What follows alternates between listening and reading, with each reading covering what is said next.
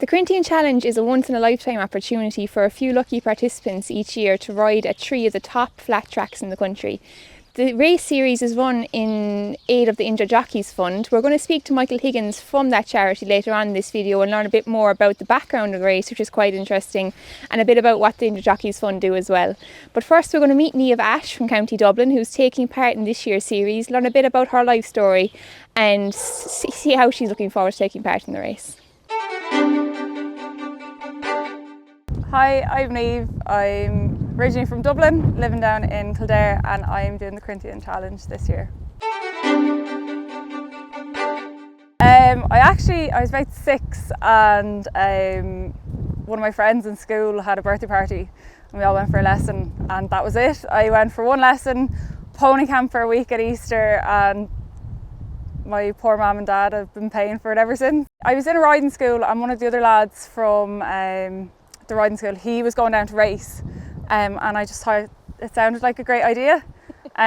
So my dad knocked on Ted Walsh's door and asked him could I come in and ride out a few racehorses. I'd never sat up on a racehorse before, and I went in for the week and headed off down to race for the trial then. So that was my first experience with racehorses. You just jumped straight into it. Oh yeah. And to give you a good little introduction, I suppose Katie and everything helped you along a bit. Oh, definitely. Like, it was great having that experience as a first experience because they were so helpful, and you know they were really good to me the week that I was there. So tell me about the Corinthian Challenge anyway. How did it come about? How did you decide to start doing it? I had seen it on Facebook about 3 or 4 days before the applications were closing.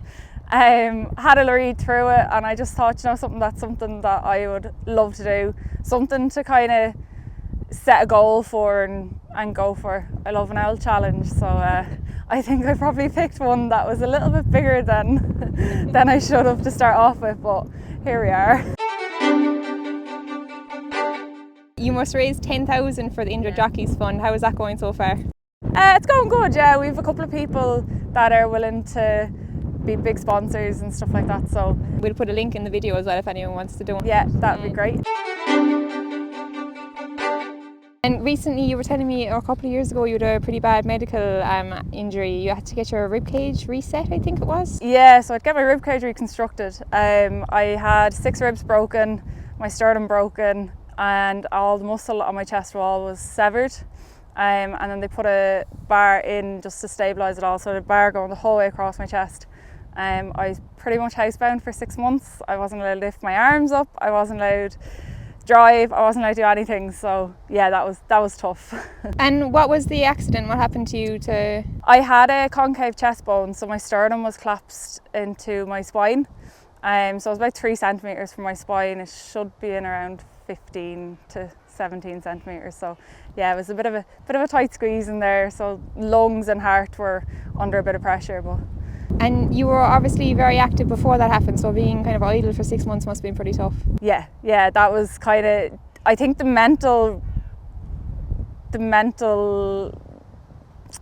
kind of strength had to, you know, it was, you were sitting there and you were kind of twiddling your thumbs and you were trying to fill the day with everything and anything that I could think of. Like, I started going out walking about 3 weeks after the operation, and I was walking 5-10k within 6 weeks. So yeah, I was just trying to keep the mind busy more so than anything else. And you got into the massage therapy during that time as well. You were telling me you did the course in Equied. Yeah, so basically because I had the bar on my chest, they didn't want me to get up on a horse. Obviously if I fell off that would be a bit of a problem.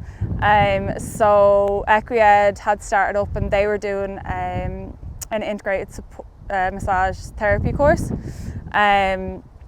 So I decided to sign up for that as soon as I was able to start driving again, and yeah, went down and done the course and qualified then. And what you do with the horses in general, you're kind of working alongside vets, I suppose, treating injuries? Yeah, so basically, like, when I'm riding out in the mornings, I'd be having a look at horses going around the arena, and then if I think maybe there's one that I might want to have a look at, I'll have a look at it going around the gallop. and then I'd usually talk to either the owner or the trainer, whoever it is that has the horse, and we'd discuss what we're going to do, whether we're going to get the vet in just to do an x-ray or a scan, or whether we'll just go ahead and start doing some treatments and see where we go from there. Tell me about the horse you're going to ride. I think you treated him. Yeah, I actually, I've ridden her, I was riding her a good bit, and just as things were, I don't ride out for that trainer anymore, but I still go up and I do a bit of treatment with her, and I ride her whenever his own rider has gone away on holidays and stuff. And yeah, she's a lovely filly, and I'm delighted to get the chance to actually ride her in a race, because I just think she's great. It's good to have a relationship with her, I suppose, coming into it. Are you any bit nervous? Are you looking forward to it? I've put it in my head that I'm like, if I'm going to win. Like, I've just decided it's just going to have to be done. I get really competitive, so yeah, I'm just going to throw everything into it and have absolutely no regrets on the day, and know that I've done everything that I can do to get over the line first. You're going to take over. The races are in Naas, the Curragh and Leopardstown, I think, is that right? And if you had to pick one to ride the winner, and where would you? Oh, it'd have to be the Curragh. Have to be the Curragh. Brilliant. So best of luck, Niamh. Thanks very much. We'll follow you along the journey. Thanks. So Michael, thanks very much for speaking to me. You are working with the Injured Jockeys Fund. Can you just give me a bit of background about the charity? When was it set up, and how do you benefit the jockeys? Well, it was set up in 2000, at the end of 2014. It was 2015 before it came into operation, really. And it was set up by a group of jockeys who were the leading jockeys at the time. And I don't think any of them are riding still. They've all retired or gone training or gone doing PA work or whatever since. And it was to give a vehicle to the public to support jockeys in a way that the jockeys at the time felt that the existing jockey charities weren't doing. What kind of services do you provide to the jockeys? Well, we don't provide for services as such, in that, unlike our organisation across in the UK, which is the Injured Jockeys Fund, they've got 3 centres where they bring people. We would look at people who would require assistance, and we would assist them to go to wherever, if it's medical, wherever Chief Medical Officer Jennifer Pugh sends them to, maybe to subsidise some of that. If the jockey is out for a while or needs some assistance on not even a financial basis, but on any sort of basis, we will assess that hugely confidentially to our beneficiaries committee and look to help them. The Corinthian Challenge was started about 6 years ago. How did that idea kind of come about? Well, I suppose real credit for that must go initially to Sheikh Fahad, because he came to Tony McNamara, who was on our board at the time, and said he'd like to support the charity race, and that he would be the first person to support it. So he put in a very sizable amount of money, I think 50 grand if I remember at the time, and we just gathered the rest of 8 or 9 more to do our first one. And really we only thought it was going to be a once off, but it, when it was over, people would come back. We'd love to do that next year or whatever. So this is the 6th, two-year break for pandemic. And we had huge interest again this year, with over 40 applications. So we're really looking forward to the group we have. The jockeys, they apply and they have to raise 10,000, I think, from the Injured Jockeys. Yeah, there's a target of 10,000 euro. So it's challenging in lots of ways, financially particularly.